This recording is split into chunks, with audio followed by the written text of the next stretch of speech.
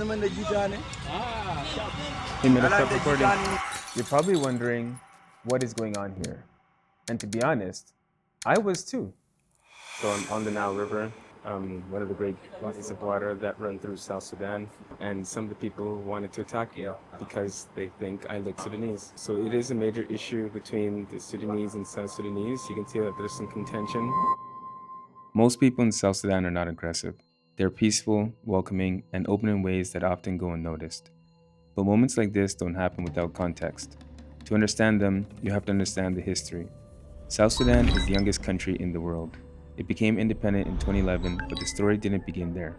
Under colonial rule, the North and South were divided. North shaped by Arab culture and Islam, South more diverse with Christian and traditional beliefs. When Sudan gained independence in 1956, the divide didn't disappear, it deepened. Two civil wars spanning decades left millions displaced. Families were separated, communities were broken. Independence brought hope, but not stability. Today, South Sudan remains one of the most fragile countries in the world. You see it in the roads, in the healthcare system, and in the economy. Now, in 2026, the country is still recovering, still rebuilding, still holding together. And stepping into a place like this means stepping into everything that has shaped it. And in the middle of that, we are here. I didn't come here by accident. This trip started with a commitment. We had sent medical supplies into South Sudan and didn't want to be just a transaction. I needed to know that what we sent arrived, if it was actually being used, and if it was actually making the kind of difference that we thought it would make. But beyond that, there was a bigger question I was trying to answer. So I'm sitting at the airport right now. I have about a 30-hour journey ahead of me. I'm heading to South Sudan. I've never been there before, so I just don't know what to expect. But I just know that it's one of the most fragile places on earth, and I'm going to take you on this journey with me. I'm in London, UK.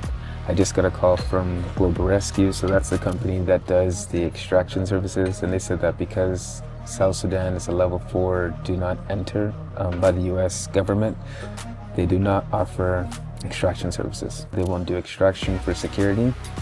So essentially, I just have to make the choice. Do I keep going through with it? I'm already halfway there, so I'm gonna go, but I just want to give an update.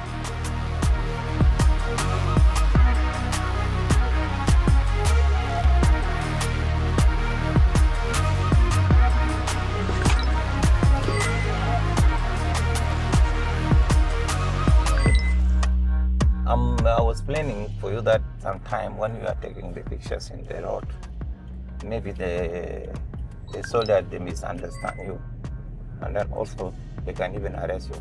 In the social media here in South Sudan, some of the people they can take pictures from very far, and then also you can get excited that you are in the media or so.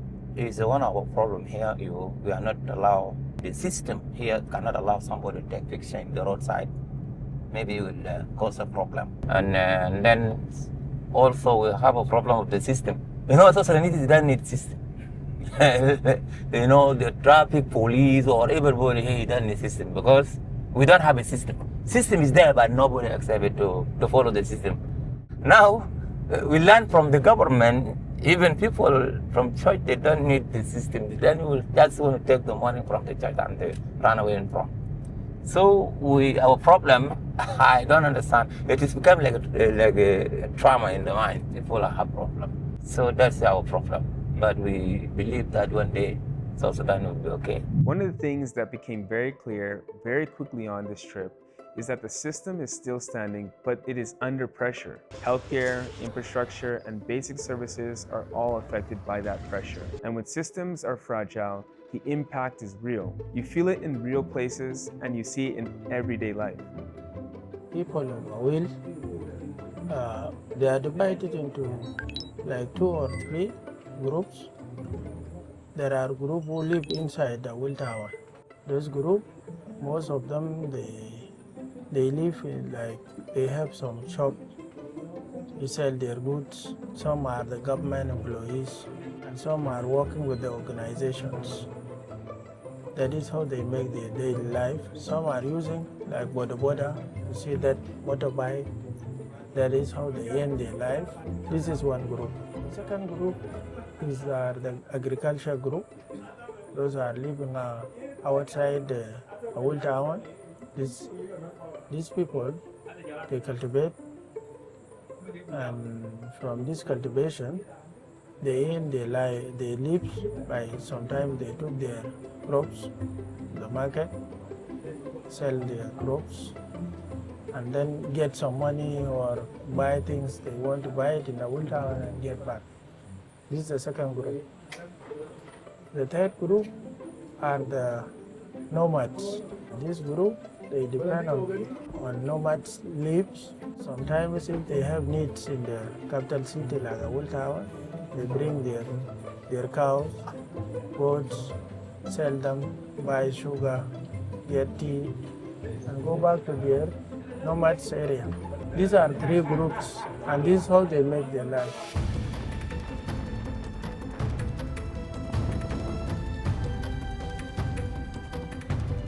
Do you make it? Do you make it? Okay, go.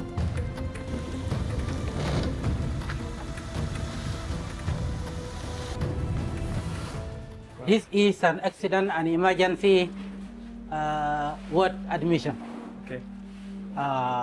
where high oxygen supply is required. Okay. Yeah. So these are the materials. Okay. Wow. Yeah. Now here.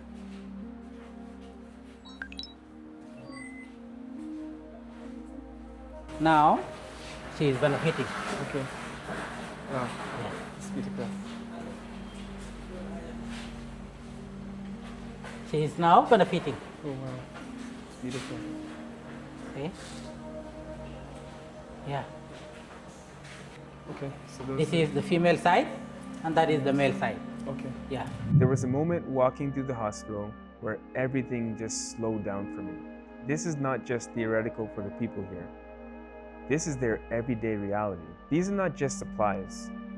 They're the difference between a system holding together and a system failing. As I spent more time here and listened to the people who understood the system from the inside, certain patterns started to become clear. Things do not simply break down here. In many cases, they were actually never fully built. What are the biggest challenges that the people face regularly? Well, our country, especially South Sudan in general, and Northern Barghazal in particular, we are facing a highly fragile system. We are implementing HSTP, a Health System Transformation Program. The government is supposed to produce 40% of the funding, and the HSTP will come on top of the 60%. But due to this crisis our country is going through, the government could not able to raise these finances to finance the health system. So we remain only with 60% from the donor side. So most of the things are being left, without implementation. Now, from May 2025 up to now, we have not received any medical supplies in the health facilities. You can see how the gap. Our people are suffering with diseases, outbreak. We have multiple outbreak in the state. There is ongoing hepatitis C outbreak. We have measles outbreak. We have annual cholera outbreak, a persistent outbreak that has been for the last 3 years in the state due to the poor sanitation and for health awareness, because the partners have shortage of funding to support health awareness in the communities and also maintain hygiene and sanitation in the community. Okay. So you could see the gap in the health system. Yeah. When it comes to the medical supplies, if you go to the main hospital, Awuli State Hospital, is the only referral hospital we have in the state. This one, we are supposed to ensure the functionality of the facility with equipment so that to save life of this huge number of population. But as for now, if you go to hospital, you find that even in the ER, in the emergency room, you could not get this emergency equipment You cannot support emergency cases due to the lack of equipment. You cannot monitor. Even the patient can come out from the operation, need to be monitored. But we don't have equipment. If we're going to do this properly, it starts with being present and listening. It means understanding what is actually needed, not what we think is needed. It also means working within the system, including things like formal registration and community engagement.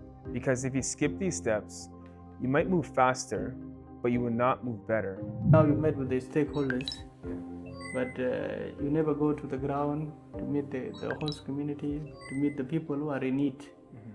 Yeah, but we represent their voice in the government offices. The important thing is to know the need of the community. You cannot go direct to the community and tell them, I want to do this for you. What important is you come listen to the community to tell you the gap. They will tell you the needs, the urgent need, and then people work on that. But once you come to the community, you dictate. It's like you are trying to bring what they don't want. But the community participation in any activity or any project, the ownership is very important. By asking them their need, they are the one who know what is they immediately need in the community. But we should not dictate them to give them what they don't want now. There are moments on this trip where the decision felt very simple. You can see the need and your instinct is to respond. But there are moments where it did not feel that simple at all. I remember driving to WOW and hearing the vice president has been released and what it can mean if the situation changed. In that moment, it became very clear that this is not theoretical. If something happens, you are in it. We're sitting in the car and my contact is telling me that the vice president is released. At that moment, I'm like, he's released, what does that mean for me? Because if there's an uprising and he's released, I'm stuck. The airport shuts down and I gotta figure out what to do in South Sudan. Yesterday, when we left Juba, it was like the court day for the first vice president. Then I saw in the media that it was adjourned to Friday. But today I saw also another news that the vice president is freed. So one of the analysts who is based in the UK is saying on Tuesday, the Speaker of the National Parliament was sacked. She was impeached and then a new person was appointed in her place. So now the analyst is saying the Speaker is removed and a lot of President Kiir supporters, the politicians are jailed, and with Riek Machar being freed, the first vice president is doubting whether Salva Kiir will continue to be the president because he's in risk. Nobody there to support him. So his allies, most of them are jailed. So we don't know how the situation will look like. What does that mean for me who's trying to leave Juba tomorrow? We pray you go before any problem happen. But in case of anything, you will not be able to go because they will close the airport in a situation of conflict like in the past in 2013 and also in 2016. But routes to Bahr el Ghazal, they will remain open. So you will come back to Awil and live with us. So what makes a place fragile is that you never know when something's gonna pop up. You never know when something's gonna happen. But it's this fragility that we talk about. It's the moment that everything is fine, but things can just snap. And that's what we call fragility. And that's why places like this are so challenging to operate in. But you have to make sure that you understand what you're doing, you're assessing your risk, and you're taking the right approach so that you can build something sustainable. I've been thinking a lot about something my father told me growing up. He said that God does not give strength just for you to hold on to it. He gives it so that we can stand where others cannot. And I think about that now in a time where there's so much uncertainty in the world. It is easy to focus on what is close to us. But there are places like this where fragility is not temporary. The call to action is that we need to take steps to establish a program, but we cannot do it without the support of people. We have organizations that are moving out. This raises concern because if there's nobody there to help out, it leaves them on their own. And I think about it that even though things are challenging across the world right now, what about in a place that's as fragile as this? So if it's bad where you're sitting, how about people who have nothing? And I think that's the real calling. It's that when things get bad, we gotta go and help the people who are in the most dire situations. We have to help them rise up. And that's what I believe that we need to do. Today being Anita Day, we wanted to introduce you to the things happening in South Sudan.